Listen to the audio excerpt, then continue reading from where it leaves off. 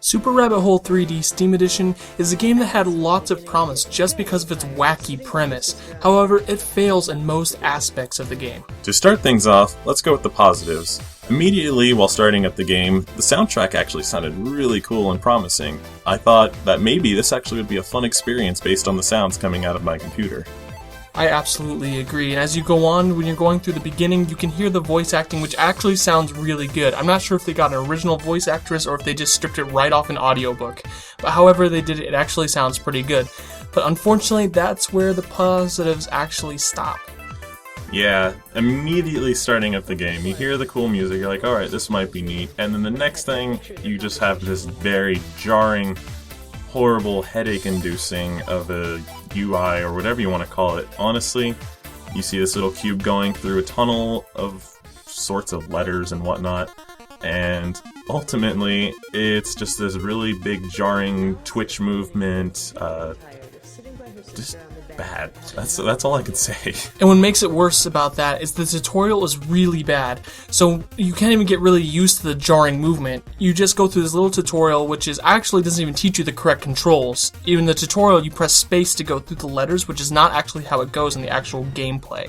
So it doesn't even teach you the correct to begin with. And on top of that, the tutorial, hints at all these other things, and then the option menus is like, press control to shoot, which there is no shooting in this game. This game does not have a shoot option. There is no jumping option. The controls, they said that I could use WSD, or I could use the arrows, or I could use a mouse, but none of that was an option. There was absolutely no other way to control the game. I believe there was controller support, however, I quit before I even tried that. And I wouldn't blame you if you quit either. As we said, the controls are really, really sensitive. If you click left or right, instead of smoothly going over there, it's like they didn't animate it and it just kind of pops in over there. Unless you hold down the left or right, then you move really, really quickly. And overall, it was an idea that could have worked well, but it didn't. Yeah, it's either skip like 9 frames and just end up where you are, or go into light speed and just shoot across the screen. Exactly, and either way, it's going to end up with your death. Yeah. The other horrible thing about this is, not only were the controls really buggy and just overall crap, there was just really no variation in the game itself. It was just very, very repetitive. The biggest variation that happened was right around the 45-50 second mark when you're playing. It starts turning and curving. Instead of going just straight on towards the letters, it starts moving.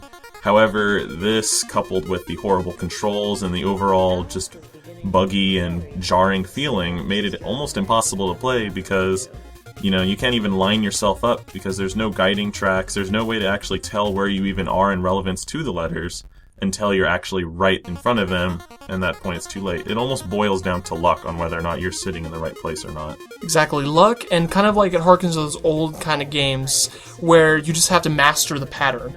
And if you eventually get it, sure, you'll be able to do it, and you may look cool in front of your friends, hey, look at me try to play this, but overall, it's just, you're right, too much repetitive.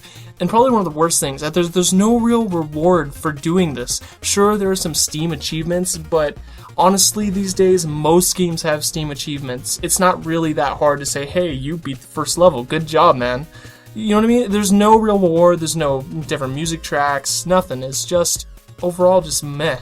Yeah, and not only that, but the fact that probably the largest achievement that you can get on Steam for this is to play 500 consecutive games in a row without turning this game off. You just have to play them continuously until you reach that 500 mark.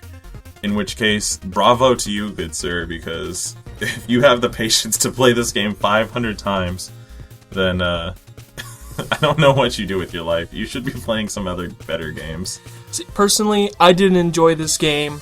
I'm going to give it my rating of a 3 out of 10. I think it's bad. I do see like a very, very small section of people enjoying this game because there's this certain subset of people that play games on YouTube just to rage and get money. if that makes any sense. However, I didn't enjoy it for everything I said. I'm giving it a 3 out of 10. Yeah, I would originally almost go with my 1 out of 10 on this one, but it had chiptune, and I love chiptune, so I'm guessing a 2 out of 10 on my part. And ultimately, I think you would like this game if you're a glutton for punishment. If you're someone who likes to hate themselves, play this game. If you're normal, quote-unquote normal, yeah, you're probably going to want to skip out on this one. Not to mention it's $3. $3, way too expensive. Alright, so my name has been Andrew. And I'm Connor. Thank you for watching this review of Super Rabbit Hole 3D Steam Edition Rainbow Hyper Ultra Alpha Street Fighter 3. The 6th. The 6th, alright. So why don't you do us a favor, press subscribe on that button, leave us a comment, let us know what you think. Yep, and check out the Overshield channel on YouTube for more game reviews and game-related videos. Thanks for watching. Bye.